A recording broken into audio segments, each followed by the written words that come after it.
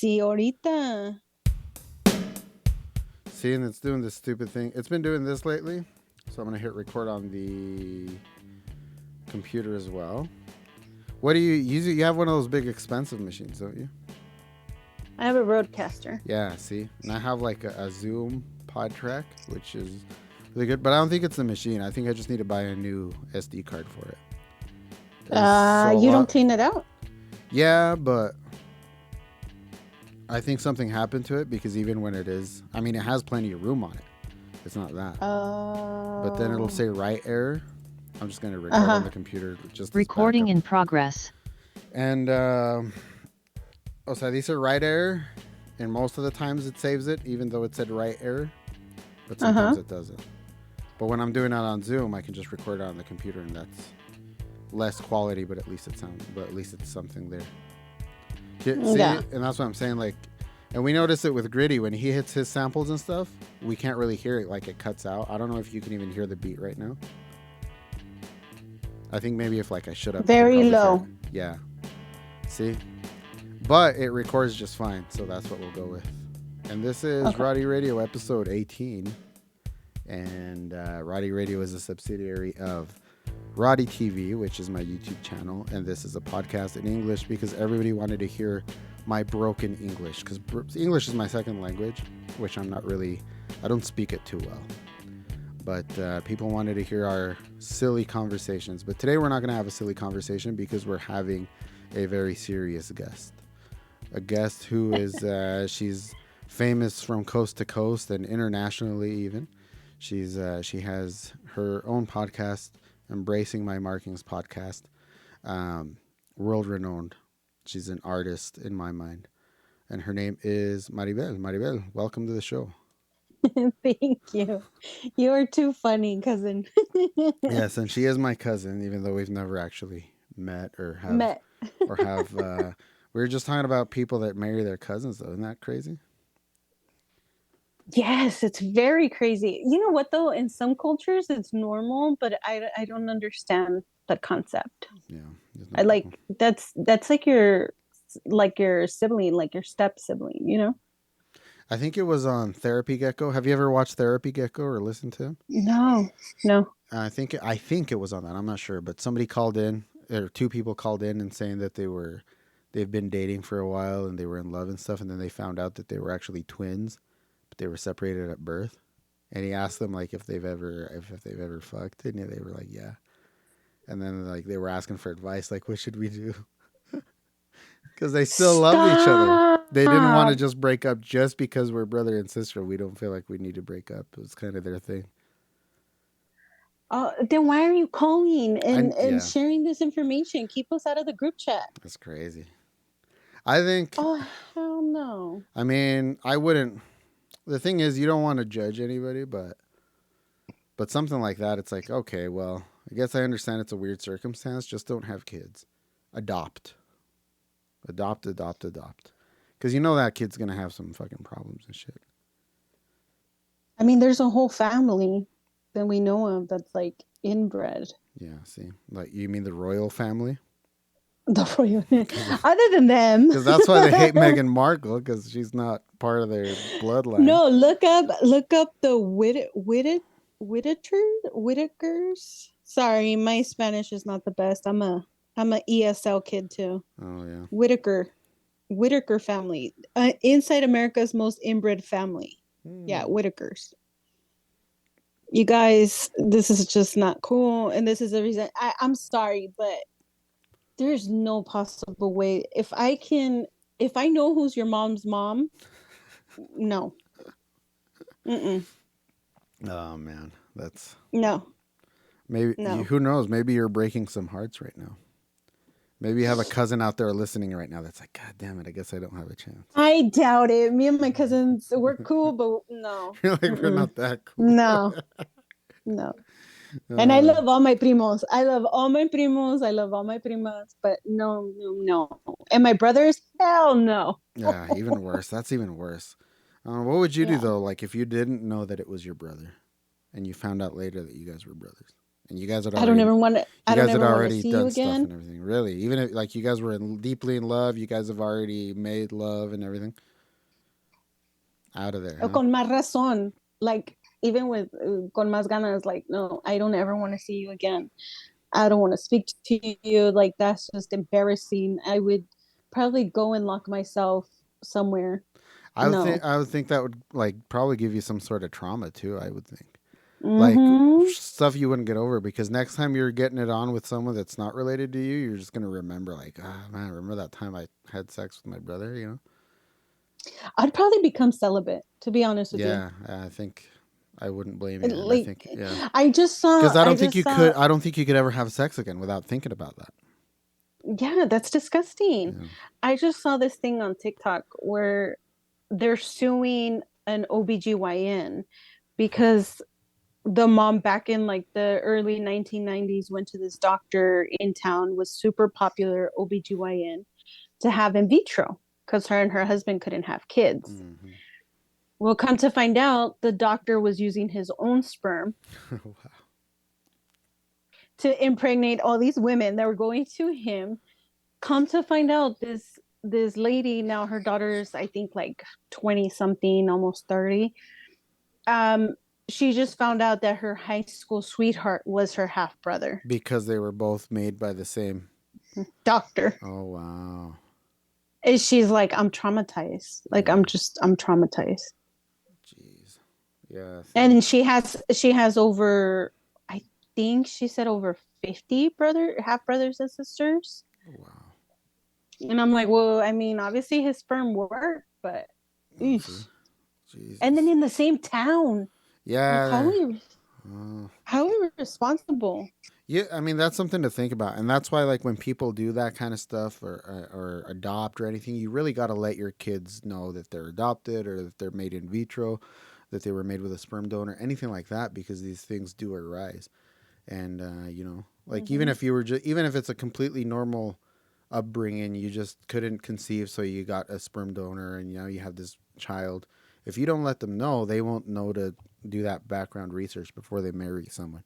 And if someone's in the same town and they got the same sperm donor, you're in the same place, you know, and you can't blame them at that point. Not like this doctor. So, Do you? I don't know if your parents ever shared with you. I don't know if your parents got married here or in Mexico. My parents got married in Mexico. mm-hmm. And I remember freaking out when I was younger because my mom would always say, "Oh no, in Mexico, like before you get married, you have to have a blood test Oh yeah, to yeah. make sure you Mm-hmm. guys are not related." And I was like, "Oh my God, like I have to have a blood test before I get married, but they don't ask for that here." Yeah, And I'm they like, used "Do to here they though. still do that in Mexico?" I don't know if they still do it there too. See, that's what I mean. They might not anymore because they used to do that here as well. I Mm. listen to a lot of old time radio shows like sitcoms on like from the 40s and 50s when I'm at work. Mm-hmm. And I can't remember which one. I think it might have been the Great Gildersleeves. There was one where someone was getting married and they were talking about, oh, you have to go get your blood test if you're gonna get married. So yeah, that was a thing here as well. Wow. Yeah, see, I think that should still be a thing. Yeah, yeah, I think so too. I've, I'm gonna look it up. I'm gonna Google it. Yeah, If it stopped, why did it stop? yeah, yeah. I mean, I think it would be. I mean, I can't see why. I mean, it's not a harmful thing, so I think it'd be Mm-mm. good to continue to do that. Yeah. That's crazy. Especially with families keeping so many secrets. Yeah, yes, that's you can't keep secrets from people, especially when they're your family. Yeah, if you adopt a kid, just let them know they're adopted, and they'll grow up thinking it's normal and be having it be normal, and you won't have any drama later on in life. That's true. Honesty, That's true. honesty is the best policy. I have a question since you're talking about that and we're talking Mm-hmm. about family. I'm kind of in a dilemma because I have a family member. I'm not going to say whether it's a boy or girl, and I'm going to try to be very vague. Mm-hmm. But I have a family member, and their dad actually abused one of our other family Oh members wow. as a child. And they suffered and they've gone through horrible things, and they're still like going through a lot now. And this family member loves their parent, But in my mind, I'm like, God, I wish I could tell you the family secret. And I feel so effed up because I'm not able to tell her the family secret. Yeah. And I'm like, am I betraying that person?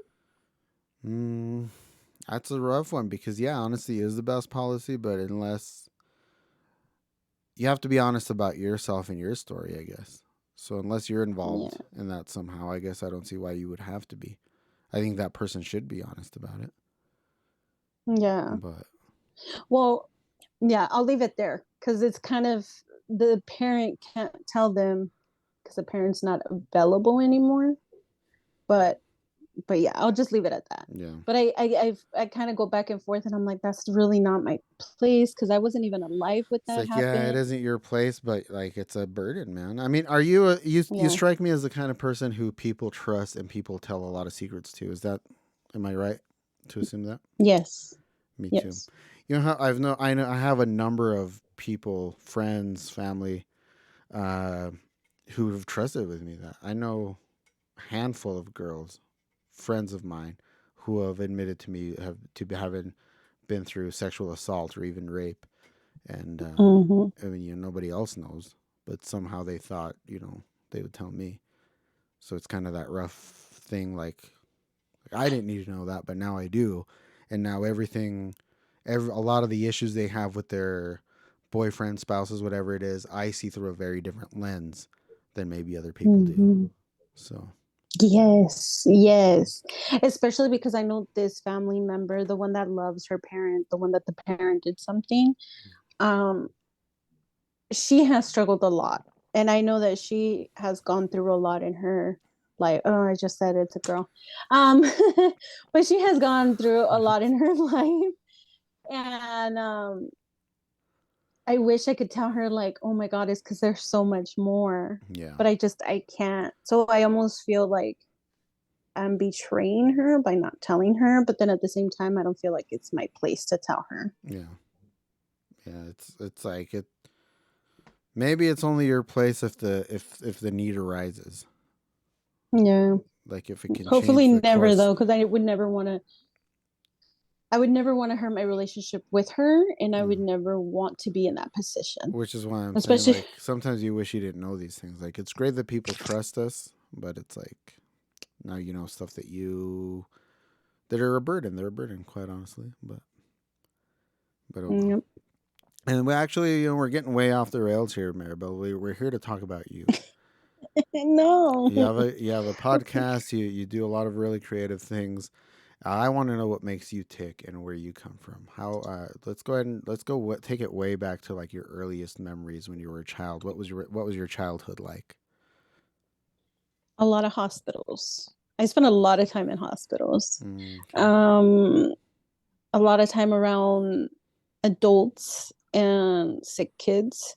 So I think from a very early age, I became very empathetic.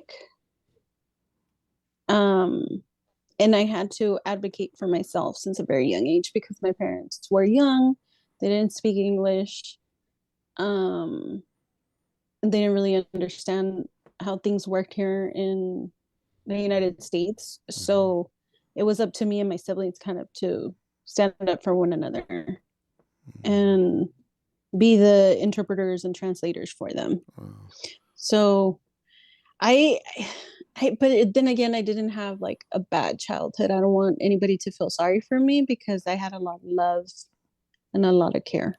what's a big happy memory as a child that you have? Like one of your happiest, if not the happiest. Oh, probably going to Disneyland. Oh, That was like my everything. My dad. This was when tickets were $20 to get in. yeah. I was gonna say it probably wasn't a couple thousand a day back then, Oh right? no, no. I probably would have never gone. But $20 back then was even a lot for my Yeah. dad, but I would go every month to Oh Disneyland. And I wow. think that's where I was like, woohoo. Whoa, that's crazy. So you were in hospital. Do you mind telling our audience why you were in hospital? Hmm. So when I was like a year and a half old, I started throwing up my milk and my food, and they didn't know what was going on.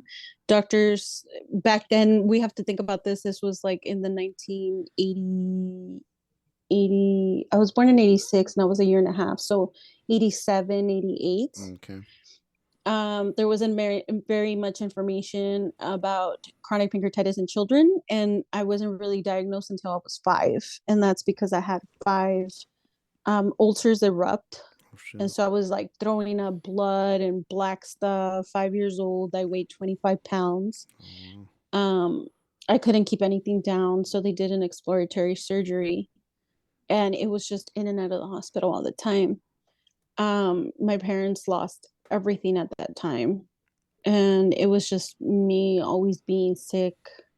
My siblings, we have such a big age gap that they were going through like their teenage things while I was being sick. Um, so yeah, so my stomach has always been a big issue. So this is you've had these health issues since you were a baby, then. See, that's something I Mm-hmm. didn't know. Wow, that's Yeah. good, and that's got to take a hell of a good parent or a strong parent at the very least to go, like you said, be Oh, going through some shit with your older kids and then be going through some shit with your baby. yeah. That's rough. So how many siblings do you have? I have 3, but at that time we were only 3. Or Okay. I'm sorry, it was only 2. I was the third one. Oh, okay. And then salió el pilón Oh, the one, at the your end. younger ones. I think you've told me about this before. The younger one's a lot younger, or a couple of years separated after you, right? Yeah. That's the one where they So thought they were done, and then they had yes, another one. yes. Yeah, so he was a surprise baby, but he's been the biggest blessing for our family. Yeah. Really? So Is he kind of the everything happens for a peacemaker? reason. Is he the peacemaker, the one that can talk to all of you? Yes. And he's the one that puts everybody else at ease because he's the one that really looks out for my parents. Really? That's good. Yeah. That's Yeah. good. How old is he? 30. He's gonna be 30 in May. Isn't that sad when the baby of the family is over 30?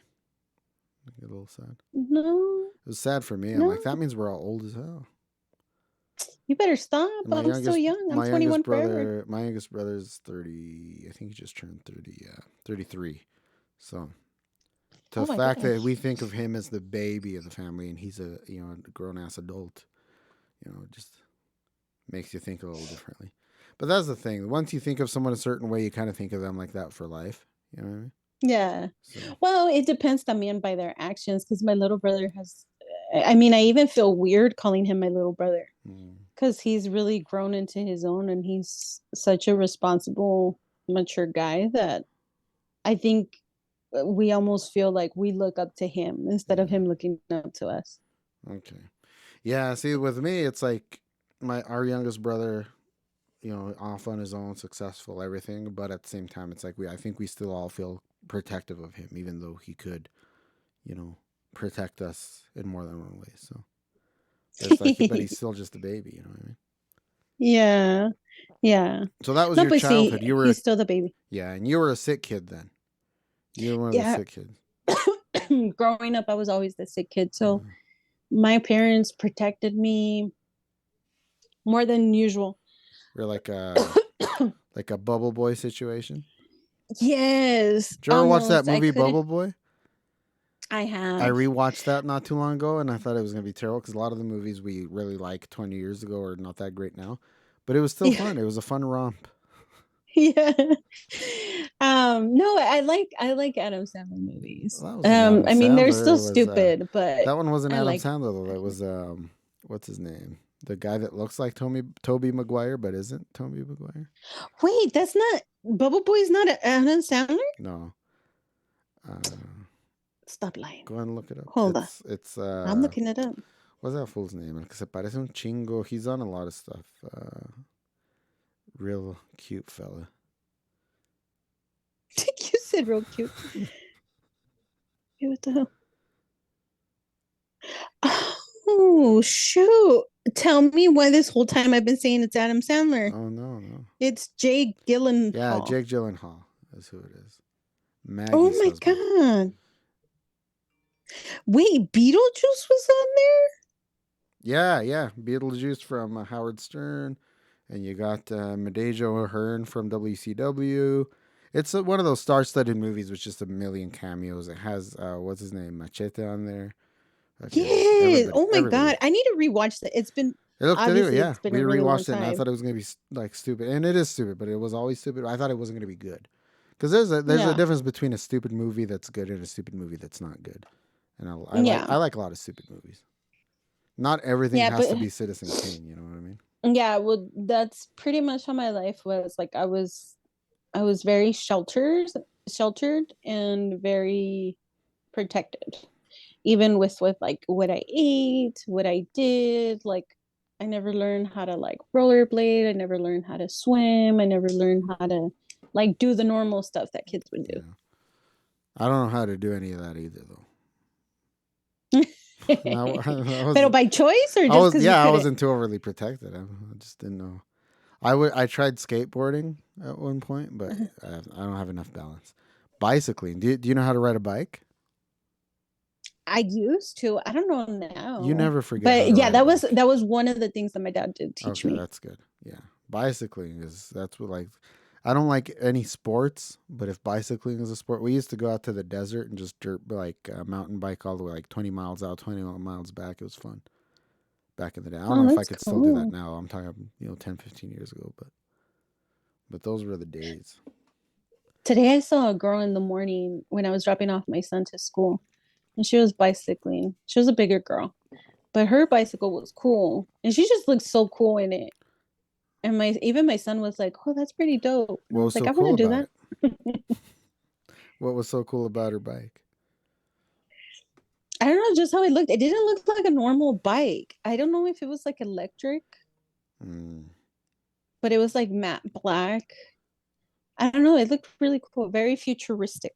okay, I don't know much about bikes, but I thought it looked cool. that sounds really cool. I wish I could have seen it. Now the so you're this protected little kid. You start growing up. Um, I mean, what's the sick little kid grow up into like your teen years in tu adolescencia? What's that like? Oh my god, I was a chatterbox. I was very social. I was very social. I was very involved in church. I was always looking to do like arts and crafts. I was really into arts and crafts, probably because it was like one of the things that I was free to do Mm-hmm. a lot. Um, I was boy crazy, but Oh, never had a boyfriend. And yeah, I mean, there wasn't really much about it. I think now looking back, I will say that because I was so sheltered, I kind of imagined my own little world. And I started I started creating like my own reality. So I would say a lot of lies. I was such a liar growing up. like what? Like my dad's a cop or some shit. No, I would make up that I had like this huge family and that I was like surrounded by like a lot of cousins and aunts and uncles when in reality it wasn't like that. Oh wow. Um Why do you I think that always was? Why I always was very ashamed to show who I was. So even like people that grew up with me like they just think you're a different person or what? no, it was weird because I'll even say this. I think this is one of the funniest stories of my teenage years. In high school, in ninth grade, I was what, 14, about to turn 15. And I landed in the hospital for 3 consecutive Oh months. wow. But nobody knew that I had medical issues. So So when I get back that's something from the I was gonna hospital, ask you. So you didn't. It wasn't too open that people knew that you were a sick kid once you were like a teenager. Nobody mm-mm. really knew. So once I came back to school after the 3 consecutive months that I was out, there was all kinds of rumors. Oh wow. What? There was rumors that I got ran over. Mm, There was rumors that I had had a baby. okay. There was rumors that I had gotten beat up. There was all kinds of rumors, and The I run was over, like, the run over was surprising. My guess was going to be like either a baby or an abortion or something like. Like, that's what people There usually was all say. kinds, but the ran over If one, a yeah, girl it was make funny because the guy just came up to me. He's like, "I thought you got ran over." I was like, "Who got ran over?" See, that's kind of off the wall. Like if a girl misses school, like she's in the hospital, you know people are gonna talk shit like, oh, she had a baby, she had an abortion, she something like that. But Yeah. No, yeah, but this guy was like totally random. And he was like, "Yeah, I asked your friend, and she was, you were in the hospital because you got ran over." And so I go over to my friend, and I'm like, "What the hell, girl? Like, why is he saying I got ran over?" And she's like, "I didn't know if you wanted us to tell him or not." So I just went with whatever they were so saying. she I still was like, maintained that it was true. She's like, well, I didn't know if you wanted to tell them that you got run over because you got run over. That's weird. I don't know. But and I would call her every day from the hospital too. So that's Oh, kind of annoying. But what the fuck? Did you? Why? ¿De dónde sacó entonces that you were run over? I don't know. Just kids. I don't know. Monkey see, monkey do. They just spread it all over. All right. So how long But was that? yeah, 3 months? Is that what you said? that was from what I remember. That was the longest that I could remember. But I have been in the hospital, like when I was younger, when I was 5. Get the deal Mm-hmm. that I had the ruptures of my ulcers in my stomach. I had 5 rupture. Um, I was there for almost a year in the How does hospital. is that maddening to be? Well, I mean, I guess maybe that's a stupid question, but I can imagine how maddening that would be to be in the hospital. Yeah. Well, all I remember from when I was a kid was that I would be watching The Little Mermaid over and over and Shit. over And and it's a whole over. different world. It's not like now where you could like at least watch every new series as it came out. You have to watch whatever was there. Yeah. But the nurses already knew because I remember they would come into the room and they would rewind the VHS tape. Okay. And that's all I remember from when I was little. And then when I was a teenager at 14, yeah, it sucked to be in there because I couldn't, when I'm in the hospital, I cannot eat, I cannot drink, I cannot get up. Like, I can't really do much. Wow.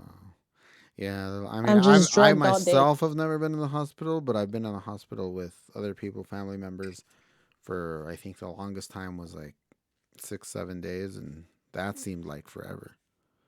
That seemed like an enormous part of Mm-hmm. my life. So I can't imagine being in a hospital for months. That long. Wow. Yeah.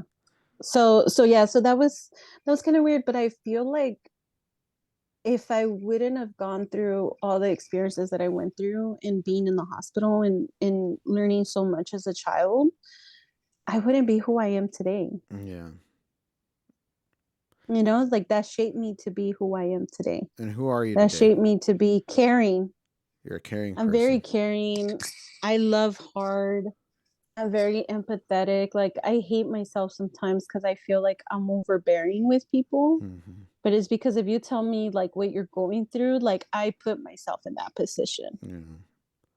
Did you see? Did you when you were in the hospital? Did you socialize with other kids that were going through some shit as well? Yeah. Yeah. Is that part of the? You think Yeah. that's where you get a lot of that empathy? Where would you be like? Were there kids that were probably worse off than you that you were like, well, shit. At least I don't have that. Yeah. I didn't think I was gonna get emotional. I think I was around 6 years old, maybe. And my little roommate, because back in the days, I don't know if you remember this or if you even know this or people listening know this, but back in the days, you would have to share hospital rooms. Yeah.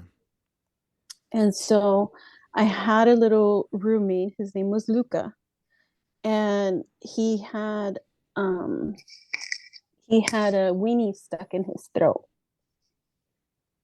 and so he went for surgery, and he never came back. And so to be able to process that, I don't think I processed that until I was older. Like a what? A hot And dog? like a little weenie, but he died in surgery when they were trying to remove it. He couldn't just lodge it out up or down? I don't I I don't know Well, yeah, I see. specifics because I was so You were such a young, little kid, but that's but I just know that insane. he died in But he surgery. never came back. Whatever underlying issues or things were going on, Do you I remember don't know. crying for over him at the time, or was it just kind of like, oh well? No, I was crying because I love my little roommate. Yeah. And so it was like, now who's gonna come in here and who's gonna talk to me? And we would talk at night, and we would watch The Little Mermaid together, and it was hard. And to process that as a kid, you just don't understand it. Yeah. See, I've heard people make light of routine procedures, and like when mothers or other family members are worried about their family members going in for a routine procedure, it's like it's just routine procedure, and no te apures, you're being overly dramatic. There's no such thing because you never fucking know. You never fucking know if they're gonna succeed in what they're doing, whether it's something routine and simple or if it's something big. Your odds are about the same. Yes, 100%. When I see the fear in parents, because I used to work in pediatrics, Oh, okay. so after everything that I had gone through, I guess the hospitals were like my second home. So I decided to get a career in Yeah. working in healthcare. You're like, I'm here anyway. So yeah, like I'm already here, might as well get paid.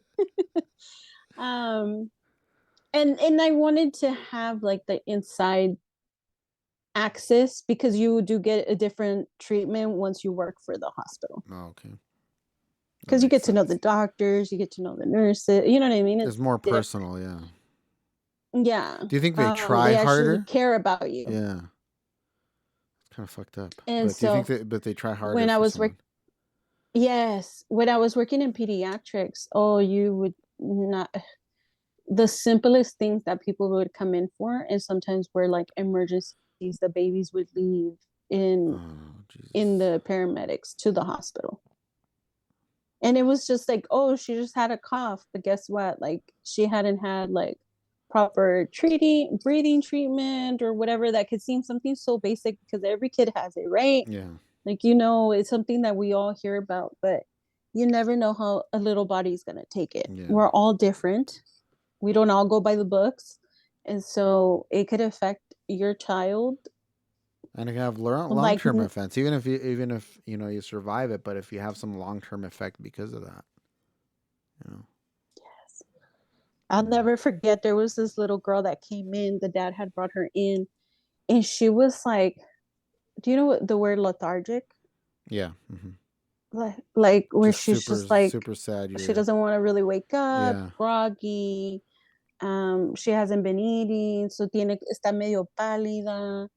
And she was just like really groggy, just on her dad. And so they went in, saw the pediatric, they left. The next day, the mom comes in with her, and she's literally lifeless in the mom's arms. Wow. Lifeless. Like, the Just mom was limp. carrying her, and instead of her being like on the shoulder, how she was with the dad, she was laying in the mom's arms, and the mom's like worried. They ended up that was the first time that I saw actually a child get rushed over to the children's hospital. Come to find out, the little girl had swallowed some like cloth, Oh. and it was obstructing like her stomach, no sé qué, but she had to have like open surgery, like open stomach surgery. To It take was an all out of her guts ordeal. and stuff. Holy But if moly. it wasn't for us like acting fast, that little girl would have died. Wow. So So yeah, you've no, seen don't that ever you take anything lightly with yeah, your you've seen kids, you that firsthand, guys. because that's yeah, something like that I can see how someone might take it like, oh well, yeah, they'll just swallow it, they'll pass it, or they'll be able to cough it up or pass it, and it's you just never know. Yeah, And was yeah. that rough? And so that's when you were working there, that's something you saw firsthand. I'm sure you saw. Hmm. I mean, how does you don't seem like a particularly tough person, but the fact that you grew up the way you did, I think you are a lot tougher than maybe people realize. Because I don't think I could handle working at a place like that. Yeah, I surprised myself, and I've heard that from many of my supervisors, working there, because I work many departments in healthcare. But many of them would be like, God, Maribel, like, you're just like, you seem so tough.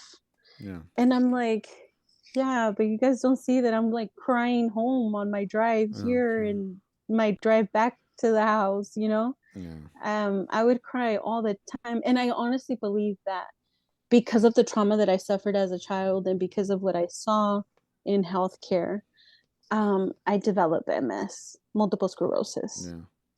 I strongly believe that because it was so stressful to be dealing with, doctors that didn't care. They didn't give a rat's ass that your grandma's sick. Um, Women getting called back for a second mammogram when it was just tiny little things that they saw. It wasn't even like cancer things. Sometimes it was just a blurry image and they're scaring the women saying, oh, you need to come back.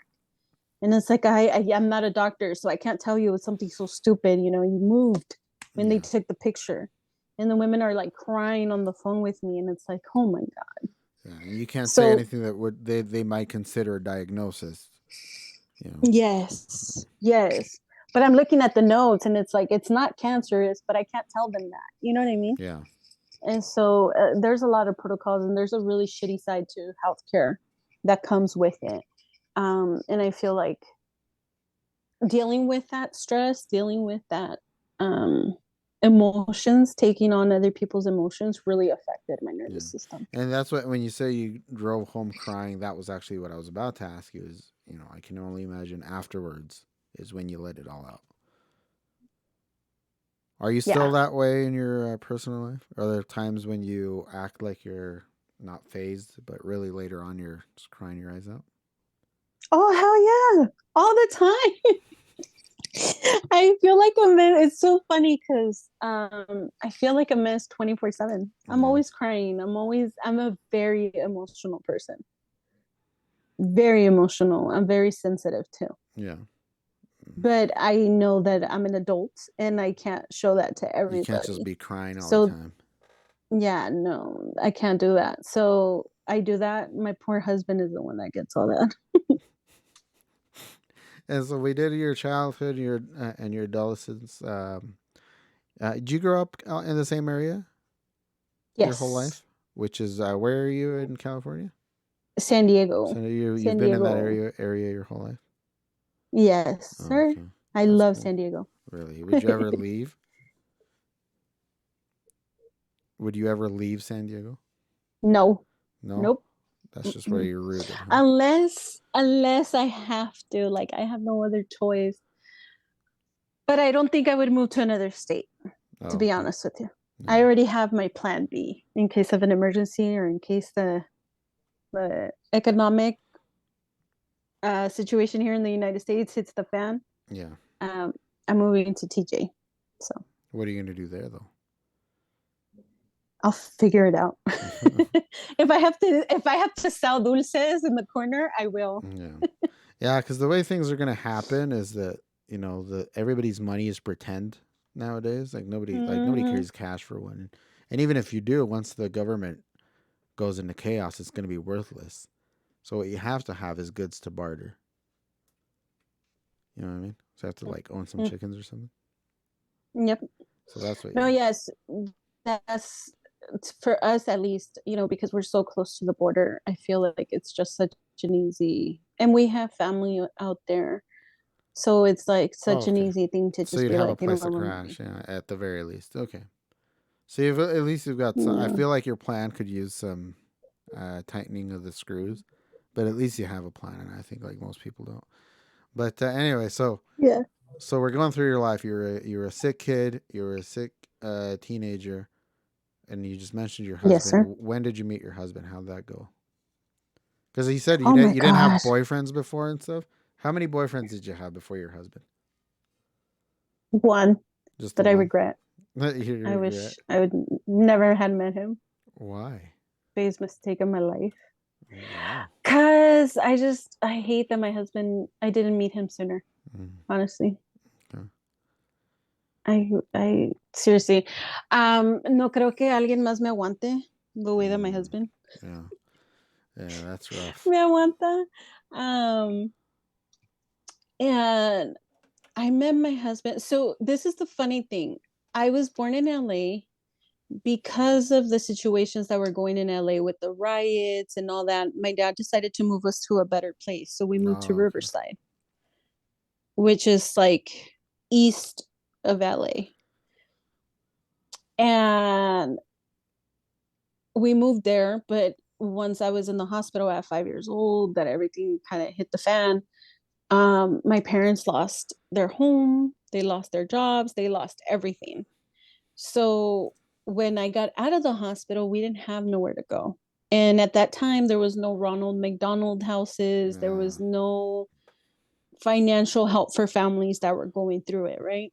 They had shipped my older brother out to Mexico with family to León, Guanajuato, with family, and they were living off of the family van in the hospital parking lot.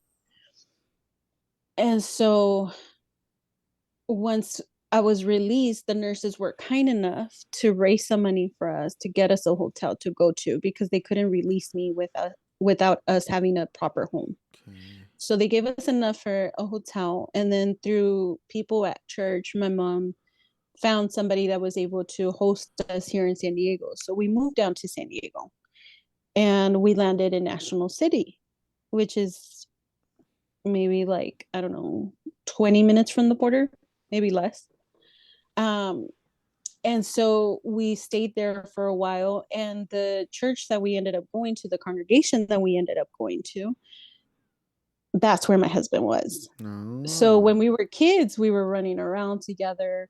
Now, as we're older and we talk and we still go around, to congregations and stuff, and people know us separately, we're like, holy crap, we know all the same people. So we were always in the same parties, same friends. Like we were always in the same circles. We went to the same schools, everything, but we didn't actually properly meet until I was 19, 18 or 19. Can't remember. Um, and he made me beg for his attention. He completely ignored me.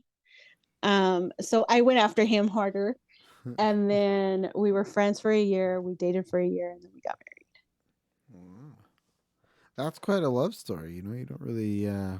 Well, I don't know if you don't really, but I don't know how common that is for people that know each other from childhood. married. Yeah, it's Because not very common. you hear the occasional we knew each other from childhood and we were always kind of little boyfriend and girlfriend even when we were little kids. That's a whole other thing. But this is just we grew up together and then we realized we were made for each other, kind of deal. Mm-hmm. Yeah. Yes. So yeah, once I got to know him, he had such a good heart, and he was like no other man that I had ever met. And yeah, I was like, you're mine. Yeah, make it official. How is he? How does did he know all along about your medical issues and stuff? Yes. So I ended up actually writing him a letter explaining like everything. And I was like, okay, this is what it is. I even like put like pictures in it and explained it with like Oh little wow, arrows. almost a And I fucking was like, hey, PowerPoint. Mande? You almost made a PowerPoint for the dude, like. Yes. Yes. Like he laughs because did you ever see the show Friends? Yeah, yeah. You know when Rachel gives Ross the 18-page letter front and back? Oh yeah, I remember that. What's that? Okay, that's kind of what I It was did a with him. long, long letter, huh? With pictures, But with diagrams. What was that? pictures, What was the end documents of that? full. Like at the end where you're like, take it or leave it, or what the hell was the point of that? The point of it was like I want you to know what you're really getting into. Like it's not just me being in the hospital like every so often and I'm fine and dandy. Like there's gonna be days that I'm not gonna be able to move. Like there's Mm. gonna be times where, you have to hold my hair because I'm throwing up. I can't be eating anywhere and everywhere. Like I have to have a special diet, which Oh, okay. obviously I don't follow. But I just told him like this is what it is. Like it's not like we're just gonna be happy and everything's gonna be rainbows. And I need insurance, so I need a man that can work.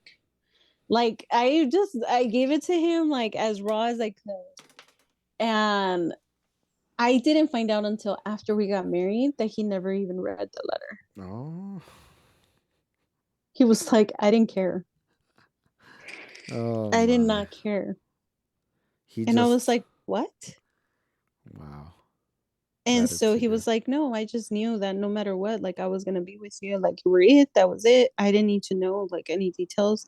I just knew that I was gonna be next to you all the time. And yeah, since we were dating, not when we were friends, but when we started dating, he would show up to the hospital every day after work or before work. And he didn't have a car then. So he would either find a ride or take the bus all the way to my hospital. So I was like, okay, this guy's like really in He's it putting in the for reals. work. Yeah. Wow. So Yeah, yeah. that's crazy that he never read it. Yeah, no. And the other day, well, not the other day, but like a couple years ago, we were cleaning out the storage and he came across it. He's like, look, it's still sealed. Oh, it still And I was, exists. yeah, it's still there. He's like, I never opened it. I don't Wow. care. Do you think it's ever going to be open? I mean, I asked him to open it, but I don't know if he ever will. Watch him be like, I finally opened it. I'm out. It's like, yeah, it's like, never mind. 20 years later, Like I'm out. there was this one clause I wasn't too keen on. Jesus. Yeah, I okay. know. So Y let's hope pobrecito, I mean, at this even point, let's hope he now, doesn't open it. At this point, so far in, and yeah, let's like we have a whole teenage son and everything. yeah. But no, and even through my multiple sclerosis journey, like he's been amazing. Like he combs my hair, he brushes my teeth, he helps me to the restroom. Like he's really been amazing with that. And so, in case people don't know what multiple sclerosis is, go ahead and define that for us. The easiest way that I can define it is that multiple sclerosis affects the way that your brain transmits signals to the rest of your body. Mm-hmm. It's called multiple sclerosis because it affects people in multiple ways. So there's not, the symptoms are not the same with every person. So there's some people that can lose their vision, there's some people that can lose their voice, there's some people that lose their mobility, there's some people that lose it all. There's some people that can't um hold, their bowel movements or their pee, um it affects many things of the system. So just imagine like your wires, kind of like a headphone set. Yeah. Once it doesn't work, you You have to can get a new jiggle one, it right? around and shit, and it might work, but it might not. So you might as well. Yeah. Yes. Okay. So with MS, it's the same thing. The wires that are connected to your body from your brain, it's not really transmitting everything. So for me, particularly, it affects my mobility. Okay. And it affects sometimes the way that I process thoughts. So I get stuck a lot. I feel really stupid when I talk because I feel like I'm not talking properly. Do you kind of glitch out or what? Yeah. Mm. Yeah. Well, Yeah. I do that a lot too, and I don't have anything, so don't feel bad Maybe about. you do, you don't know. Yeah, maybe. No, but so yeah, so that's what multiple sclerosis is. So for me, it's more my mobility. My body's always in pain. Um, I take a lot of marijuana to be able to function somewhat Okay. properly. Yeah. Again, I know a lot of people that do that to function as well, and they don't have multiple sclerosis. They just enjoy it. It's very functional while they're high, and then when they're not high, they're not as functional.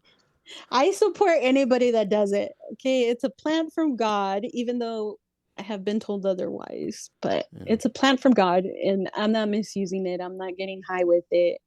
It just helps me tolerate the pain Yeah. throughout the day. It's a lot healthier and cleaner, natural than a lot of stuff the doctors are giving you. A lot of that chemical shit. So I mean, at 14 years old, I was already immune to ¿cómo se llama? What is that heavy pain medication?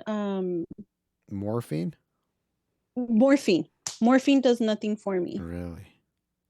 At 14, it stopped working for me. It was just, You were already a drug addict. yeah.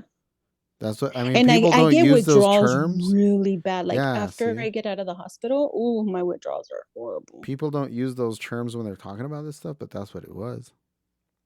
Hmm. That's what it is. And I wish more people would understand that. Um, I've been wanting to do a TikTok video because I was really judged Mm-hmm. during the pandemic, because I started sharing a lot of my journey of like discovering how to use medicinal marijuana, and I wanted to like educate other people on how to use it, because it's not just about smoking, it's not just about, finding a Joe at the gas station with the weed. It's about really knowing how to choose the right ratio for you, the right products. Like there's tinctures, which is the oil, there's edibles, there's palms and lotions and patches and all kinds of stuff. So I wanted to like educate people. And somebody from church was like, "Are you still religious?" And I was like, "When did I say I wasn't?" What's one thing have to do with the other? I don't understand. And she was like, "Well, I don't think I would be, as a server of God, I wouldn't be like promoting that stuff." And I was like, "I'm not promoting it. I'm educating people. I'm an advocate for it." Yeah.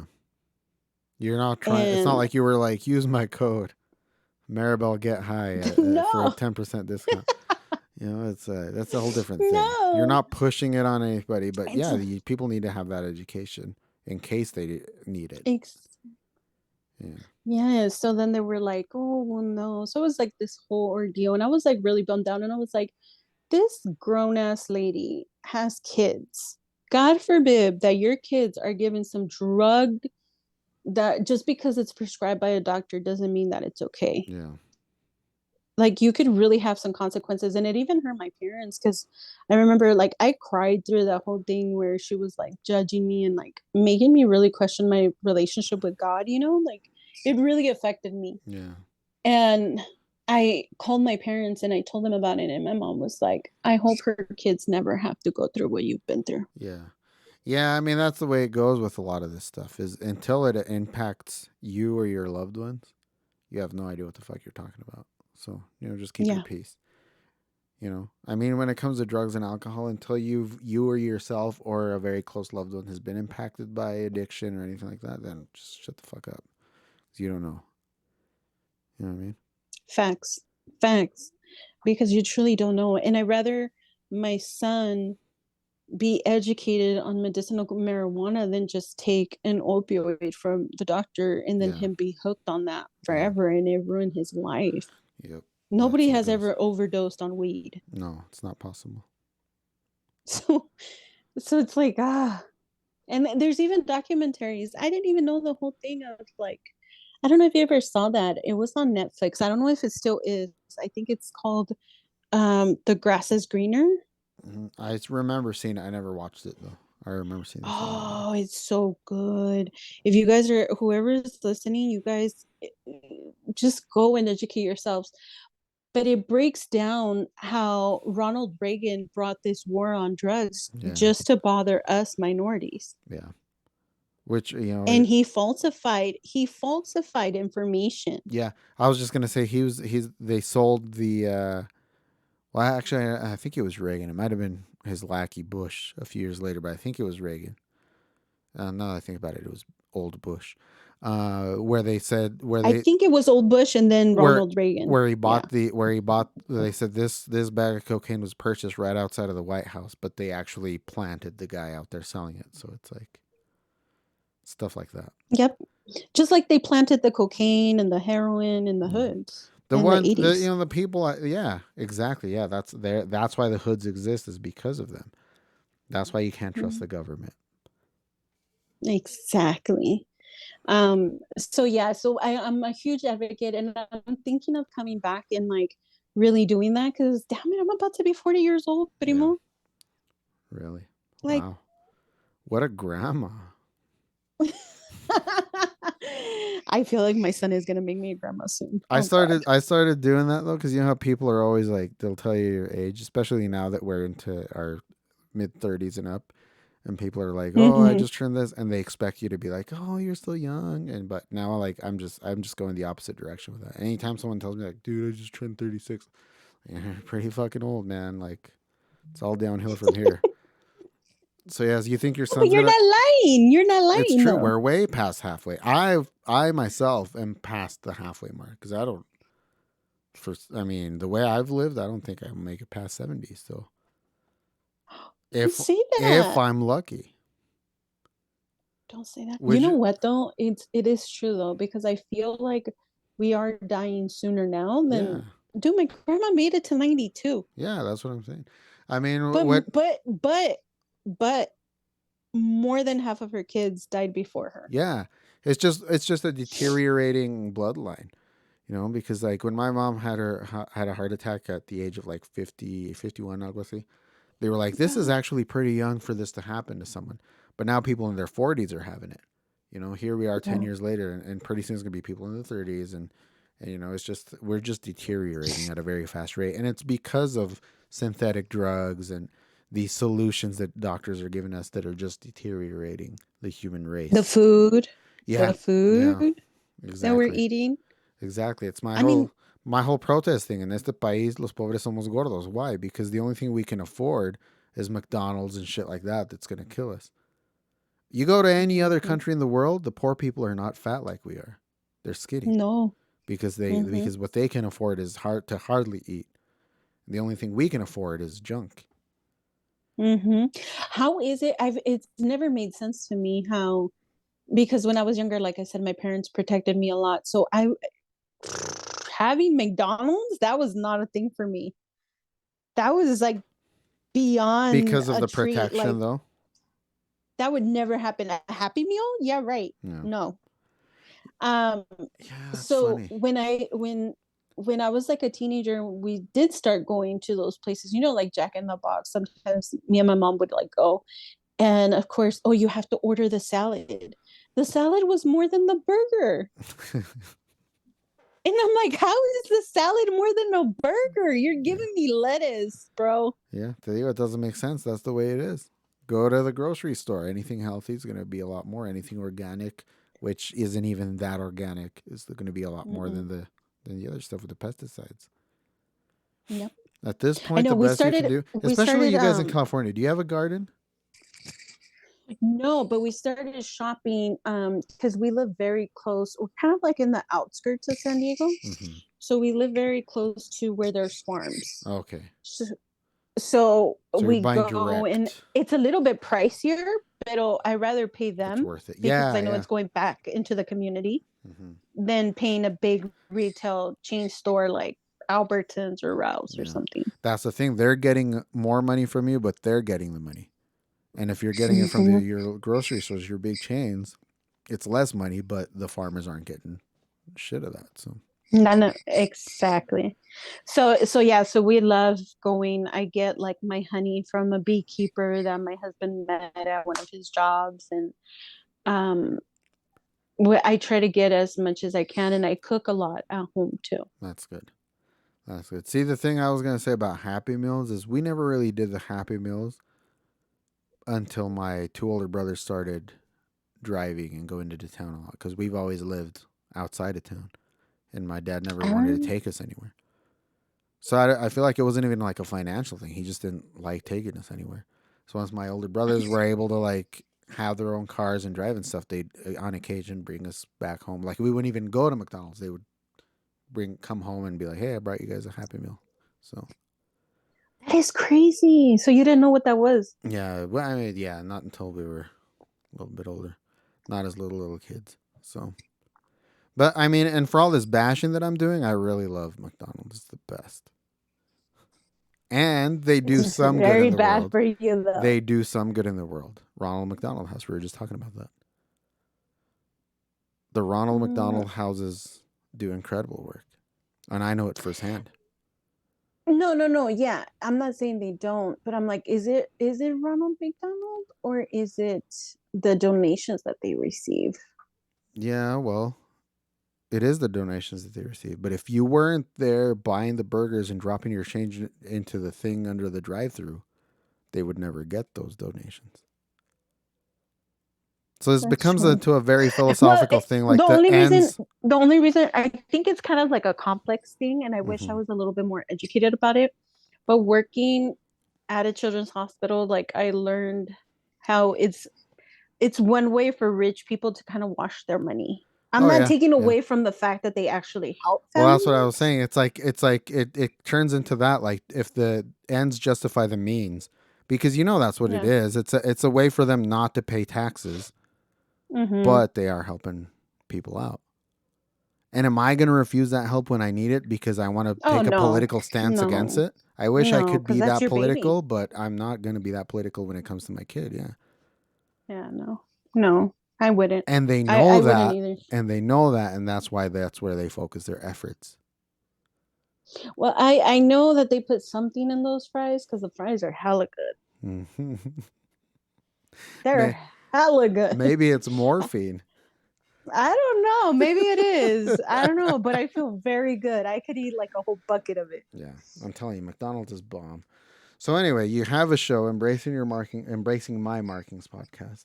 Incredible show, and you're Oh, finally thank you. finally getting back to it. You have all these amazing guests. You've had actresses from Televisa, and I mean just an impressive repertoire of guests. Me, for one, and You're so my go. most popular I guest. know it's because I'm funny as hell. Um, but it's a really great show. Why did you even start a show? Why did you start a podcast? I mean, this format especially. When I got diagnosed with multiple sclerosis and I started sharing and connecting with strangers that were going through the same things that I was, oh my God, the empowerment that I felt, Rodrigo, Mm, for the first time. I could connect with people on a whole different level. Like I've always been very friendly. Like I said, I've always been very social and stuff. But to be able to connect with people in that personal level, I had never had that in my life before. And I yeah. was like, God, I wish everybody feels that connection, feels like they are heard, feels like they are seen. And I was like, there's so much more to people than what we just see. And I want to know more about people. Okay. And so I just started reaching out to people and saying, hey, are you willing to come on? Like when they had amazing stories. And, they were sharing it on social media and I started connecting and it's brought me to the point where I've met amazing people such as yourself. And I think I've made, friendships that are gonna last me a really long time. Yeah. Which is a really good way to flex your talents. You're a very talented person. Now, did you have influences as far as like talk shows or podcasts or anything like that that you wanted to follow suit? No, You just kind of dropped in, huh? I just kind of dropped in and I try to like, see what other people are doing, but I I try to keep on my own lane Okay. because I know that I have my own thing to bring into it. And even now, I don't know if I should drop this gem, but my content is about to change. I'm Okay. about to take it to another level. Wow. To connect with others and be documenting their stories. Um, it's something that hopefully once spring comes around and my body kind of unfreezes from this winter, This winter. I'm able to go out, but I'm going to start doing in person You're stuff. very close to the So, Mexican border. I'm not going to take this winter from you because I'm very close to the Canadian border. And your winter's not my winter. I'll just say that much. you know what? It's still cold, okay? I don't pay Mm. this much rent to be this freezing. You know why it's freezing? Because you guys don't even worry about you. Probably is your attic insulated? I have no idea. I don't even know if we That have an attic. that means no. It's stuff like that that you don't realize. That like our houses are built for this shit, and it still gets True. cold. It's like god damn. True. Yeah. Oh, imagínate la gente de Mexico that have cement houses. Yeah. We could never survive with a cement house here, but we would just die. We would just perish. The other day we had a snowstorm over the weekend. A bunch of people here in my town didn't have power. They were freaking out, and they're like, "Keep warm." And like one of the schools somewhere open, and they were like, "If you still don't have power, like come spend the night here and stuff." And that's why I don't like having gas furnaces or electric furnaces. We have a wood stove that heats up the house really well. Yeah, más no haber. You can even heat food up on the fire. You know what I mean? We have our nice little Yeah. fireplace. I use my electric heater here in my room, but the fireplace is always going. Like in un desastre así, like we haven't had power. Like everybody just sleep in the living room. Fuck it. Big. It is Everybody, what it is. yeah, You como gotta las do what you vacas gotta ahí bien do. calientitos. Yeah, I mean we Yeah. survive, and that's what people do. Is My just God. And why surviving. haven't you moved out of Idaho? Why would I do that? Because there's better places to live. How are they better? Because we're just better over here. We have everything. What, you have jobs? Yeah. What am I going to do There's for a many job? jobs. What am I going to do for a job over there? What do you want to do? Oh, wow, I can pick? It's that fruitful? Yeah, it's that fruitful. Really? Yeah. Okay, I want to be ¿Qué quieres hacer? I want to be a doctor to help out children with multiple sclerosis. Are you making fun of my multiple sclerosis? No, I'm making fun of your situation. Yeah, I guess I am. But you asshole. no, none of that. I'm just saying that there's no such thing as there's jobs for everyone. Okay, a No, 30 yeah, there is. 30 You could be anything you want to be. Really? Over here, at least the not all of them, but two of the hospitals that I worked for, they actually push you to work and to go to school, and they pay for your schooling. Really? Will they do that for a 37-year-old felon? I don't see why not. Will they though? Ask them. I got connections. If I can get you a job, would you back to me? Move? Get back to me on that. I'll be over there in no time. Okay. I don't know. I'll ask. Though it sounds I'll like, ask. How hot do you guys get in the summer? The hottest that we've gotten is like 101, 102. Yeah, see, that's terrible. I can't do that. That's what? That's terrible. I cannot do that. But we have the beach. You have the beach. I've never been interested in the beach. What's the fucking point of the beach? You get a breeze. Is there a breeze at the beach? Yeah. The people that live on the coast, I don't live in the coast. Yeah. But I'm always on the coast. But don't you get like sand in your ass and stuff like that? No. No. The beach is not just sand. Like there's like actual like ports and playgrounds, and there's tables where you can sit at. Like it's not just sand. So what, like, how nice are these tables that you're talking about? They're nice. They're not tagged or anything. We don't even have graffiti in our beaches. Oh, what's the point of that? What if I want graffiti? Well, then go to LA. You go to LA. Go to Venice Beach. You're just not selling me on California. I'm sorry. California has it all. We have it all. And then there's a whole bunch of entertainment for the kids. They have Disneyland, Legoland, SeaWorld, Six Flags, Universal. What else do we have? We have the San Diego Zoo, which is the best zoo in the world. We have mountains. We have desert. You can drive to the snow if you miss the snow. Oh, yeah. Why would I do that? No, it's like 40 minutes away. Yeah, well, it's right outside my door right now, so. I'm just saying you don't have to live in it. I'm just saying. I'm glad that you're perfectly happy with California, but I don't think it's for me. Have you ever visited California? Visited? No. I was there for a couple hours once. See, you can't say that. It's like me saying I would never want to live in Idaho. I've never been there. Maybe I will. You just said that earlier, though. You said you would never move out of California. Oh, well, yeah. I don't want to move because I'm so happy here. Yeah. Well, but I wouldn't see, say... it's funny. You're such a positive person, and I'm like a very negative person. Because I would never move because I don't think I'd be any less unhappy anywhere else. I would be I would be the same dark, unhappy soul, whether I was here or California or anywhere else. No, because you get a lot of sun over here. There's a lot to do. Yeah. What do you do? What do you do on a weekend in Idaho? On a weekend? Or now? I stay home now. I'm an old man now.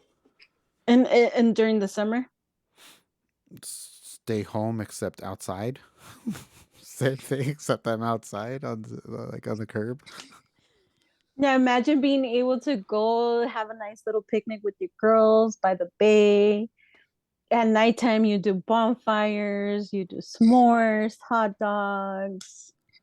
Okay. How am I buying these hot dogs? Eloteros at the park. I've never been much for paleteros. elotes. Well, I'm still stuck on the job thing. I mean, how am I going to make money to buy any of this stuff?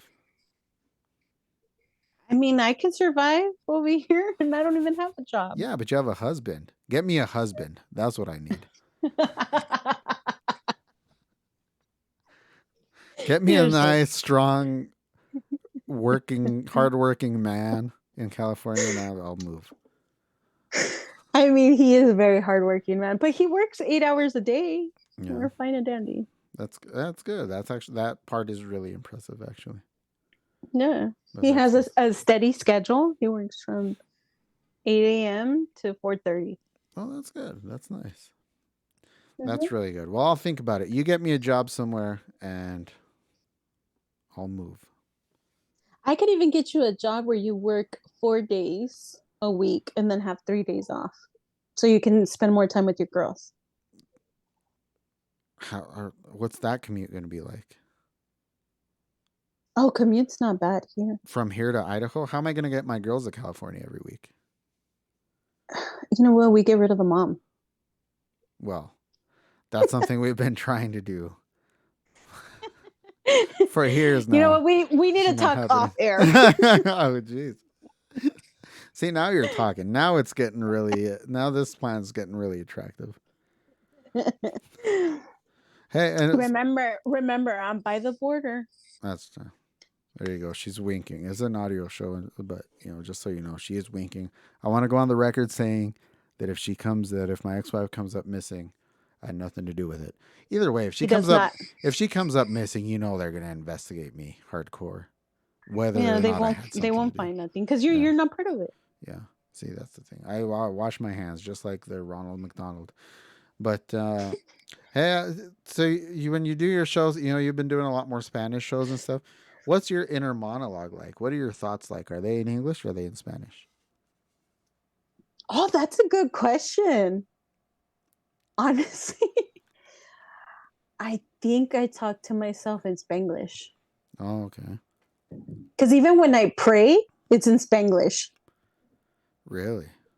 And I'm like, he understands different languages, right? God knows different languages. I don't think so. I think he only knows English. He only likes English speakers. He only likes straight white males, is what he likes. Doesn't He really doesn't love listen anybody to else. no other Doesn't really dialect. love anybody else. No. Um, you know what? It would answer why so many people um in the poor cities don't have much. Yeah, it explains a lot. It really does if you think about it. It's only white people that I that used to always tell conquer. people why, if there is a God, it has to be a woman. But if you really think about it, it's a white male, aged 18 to 40.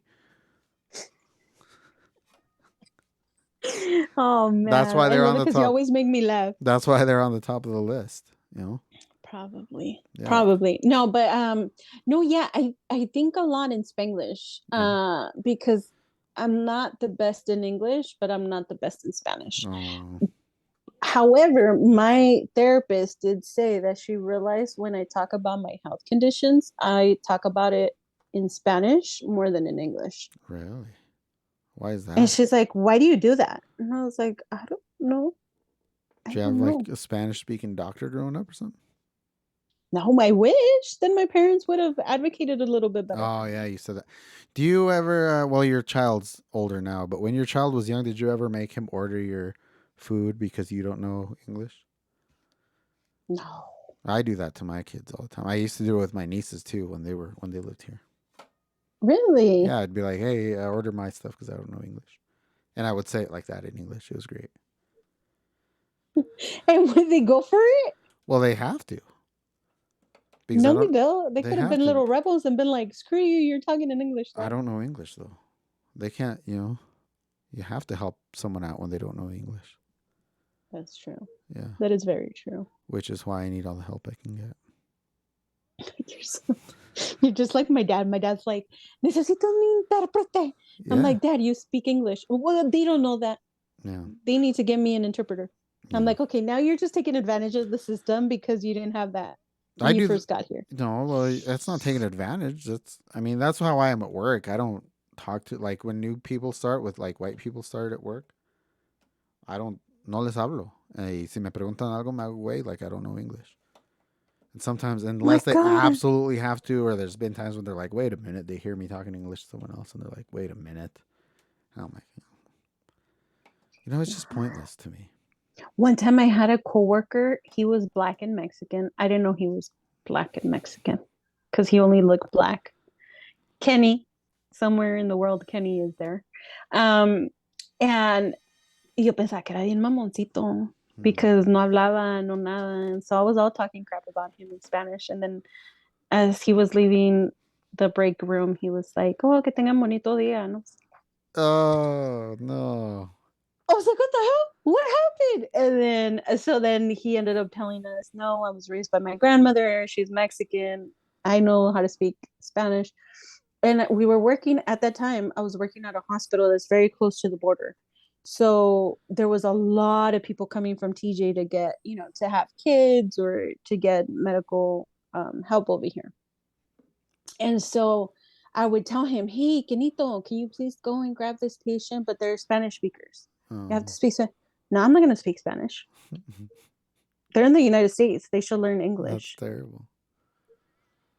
And I was like, Kenny, but your grandma, like she doesn't. Well, that's her fault. And I was like, dude, what an asshole. Bastard, And he's like, nope, get somebody else. I'm not going to do it. That's terrible.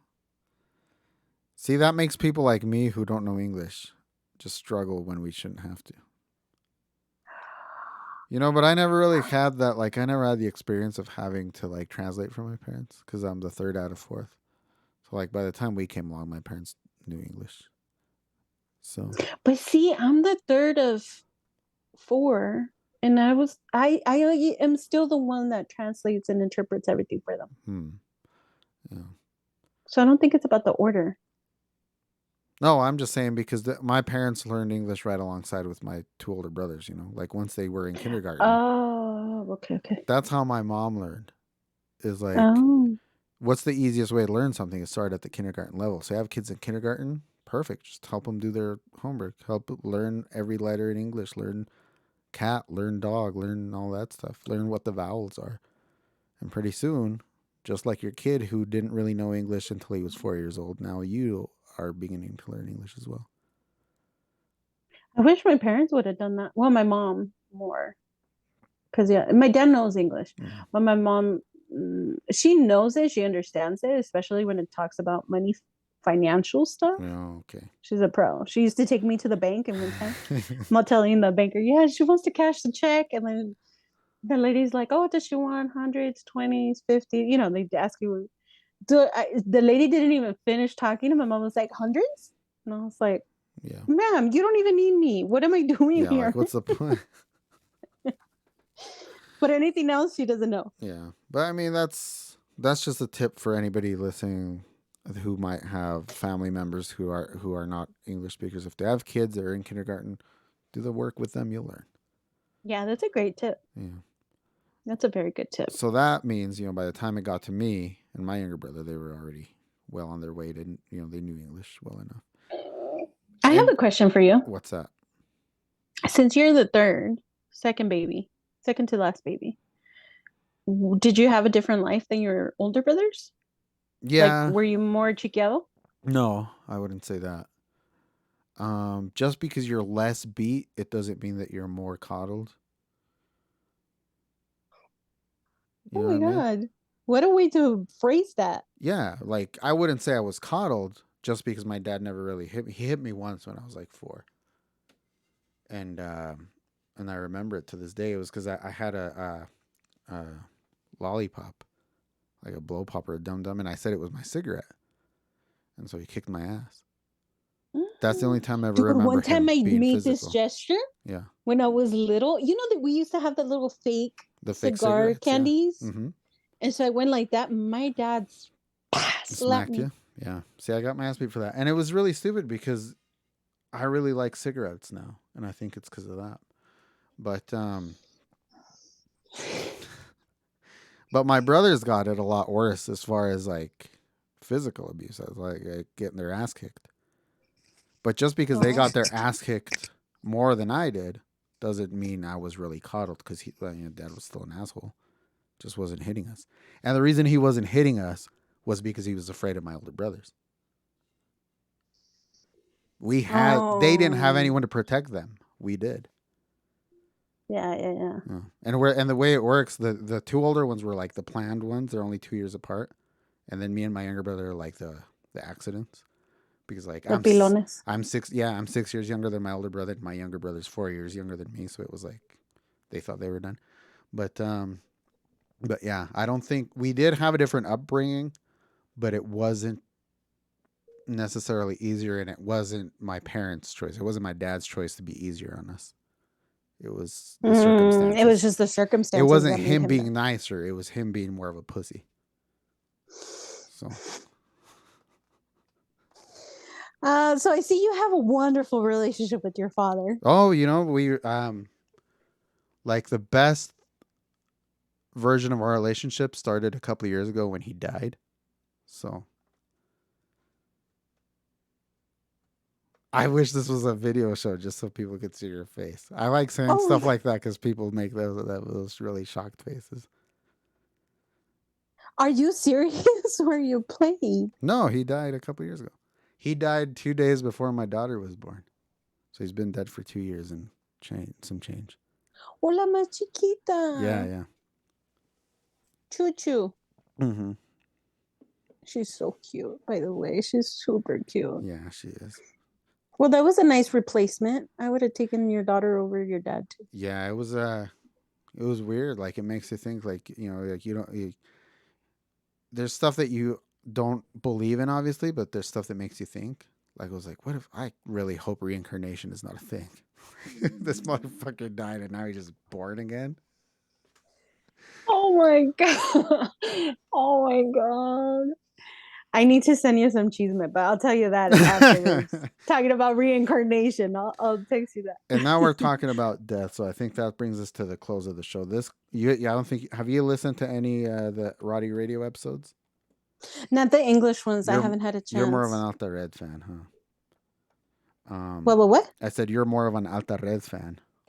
Yes, I love Yeah. Alta Yeah. Red. This one we've been ending with the same question for all of our guests, which is when you got married, did you have like bridesmaids and groomsmen and shit? No wedding party like that? Why is that? Why didn't you do that? I ask myself all the time why, but I never dreamed of a wedding. Oh, okay. Was that So because you were sick? what happened? Was that because you were sick? Is that why you never dreamed of a wedding? No, I don't think it was that because I think any little girl under any circumstances, dreams Te about, what imaginas, kind of yeah. wedding she wants. And I saw a lot of Disney movies. I was at Disney all the time, Mm-hmm. but I just never, I don't know. I never like being like center of attention or never like wanted a party or anything. And it was hard because when my husband and I were choosing everything like our wedding invitations or what we were going to wear and all that, I said I just want something simple. Like I don't want the big wedding. I don't want all that. The most important thing for me was at the time, and he agreed with me, I just wanted God's blessing. That was Yeah, all. that makes So we sense. literally just had a ceremony. We took pictures with everybody afterwards, and everybody went home. That's good. That's a really good way for people to get married, I think. But Yes, it was the best. I wasn't stressed about no party yeah, and if people were gonna like the food and if they were gonna like the music and can I have alcohol, not have alcohol. It was no, yeah. I've just known show up to the people. ceremony. I've known people who start planning a wedding and then realize how stressful it is, and they're like, "Fuck it." They end up just eloping, and they're happily ever after. And they're like, "I'm glad we didn't follow through on all that stressful shit." So, If I wasn't the first one that my dad was seeing get married in white and walk down the aisle, I probably would have eloped. I okay. wanted to elope. But because I was the first one to walk down the aisle in white and because, me estaba saliendo bien de mi casa, like I wanted to give that to my dad at least. Oh, okay. So he walked me down the aisle and everything. That's nice. But I didn't want to party. And my family was okay with it. There was family from my husband's side and friends that were like, we'll help you guys pay for it. They thought it was a money thing. Oh, okay. And you're like, And no, we were like, we're no, good. it's not that. We just don't want to party. Yeah. Well, and that's not the question. The question is, because a lot of people find it difficult to choose their bridesmaids or their groomsmen. But there's something that's maybe even more difficult, but we don't get to choose, but maybe it's even more important, and that's pallbearers. So if you were to die tonight, who would your pallbearers be tomorrow? Holy crap. That's a deep question, Rodrigo. It can be. Oh my God. Oh my God, that's such a deep question. That's such a good question. I would say I would want my husband, my son, my two brothers, and my father. Oh, there you go.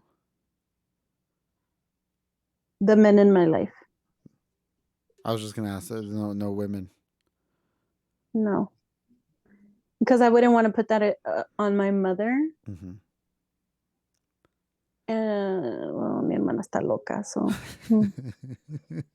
I wouldn't even trust her with my casket. Let's just put it that way. Wow. Well, shout out to her. Yeah, shout out, sister. That's funny. But yeah, that's the question we've been ending the show with. So, we're at the end of the show, Maribel. Embracing My Markings podcast. Where can people find you? Where is the show? You can check it out anywhere on any platform: Spotify, Apple, Google, Amazon, Anchor, iHeartRadio, anywhere that you want to find it. On social media, we're on TikTok and Instagram at EMM period podcast. Yeah, right. Perfect. And I'll link that stuff, at least the socials. And then of course they can find you from there. Well, you could just put the website, embracingmymarkings.com. Oh, there you go. Perfect. Yeah, you get the website, you get there, and wherever you want to go from there, you can find it. So that's perfect. So I think we're out of here as far as the show. Tune in, listen to it. Go listen to the ones I've been on. Listen to the ones Brandon has been on. She's had all the Idaho Falls people on there. She had Edgar on there. So go listen to all of those. And you start to realize that there are a bunch of us Mexicans up here in Idaho, but none of us really know English. So except for Brandon, I didn't even know he knew Spanish. I was like, what the hell? Yeah, isn't that crazy? And I think he's out of us three, I think he's the only one that was born in Mexico. Isn't that nuts? That is nuts. Yeah. That is nuts. Y es el más pues es que también con el nombre de Brandon, yeah, es el más no le ayudan. I think that's why they named him that, para que no le notaran. Luego como está güerito, it's like they just thought he was a white kid. I love him and his wife. They're good. They're the best. They're nice. And their little baby. So. Yes. Yeah. Pero con eso but nos vamos. No, thank you so much for having me on. It was Rodrigo. fun. It was long. Amazing. It was long overdue. I think, we should have done this a long time ago, but I'm glad we did it when we did. And I think we should do it again very soon. Yes. Please let me be cool. Hell yeah. Part of the cool club. Hell yeah. God. Cool Kids Club with a K. All right.